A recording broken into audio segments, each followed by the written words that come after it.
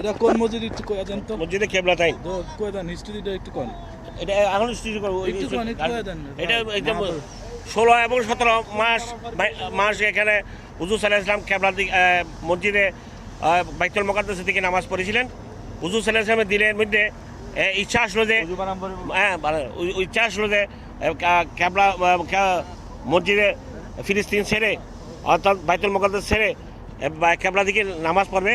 সেই জন্য হুজুর সাল্লাল্লাহু আলাইহি ওয়াসাল্লামকে জোহরের নামাজের রক্তের মধ্যে 2 রাকাত নামাজ বাইতুল মুকাদ্দাস থেকে পড়েছেন এবং জিবরিল আলাইহিস সালাম ডাইরেক্ট এসে 2 রাকাত বাকি 2 রাকাত নামাজ কেবলার দিকে পড়াইছেন। এই তাই এই মসজিদের নাম হয়েছে মসজিদে কেবলাতাইন। 2 কেবলা, কেবলাতাইন মানে 2 কেবলা। 2 কেবলা। কয়বার এই লোক মসজিদে কেবলাতাইন। ফিলিস্তিনের দিকে একবার পড়ে পড়ছে, একবার মক্কার দিকে পড়ছে। দুইবার প্রথম 2 রাকাত পড়ছে ফিলিস্তিনের দিকে, পরে ফিলিস্তিন না কোনটা জানি বললো সঠিক খেয়াল নেই। উদাউদি মাঝখানে তো এই তো এই মসজিদে আমরা 4 রাকাত নামাজ পড়বো।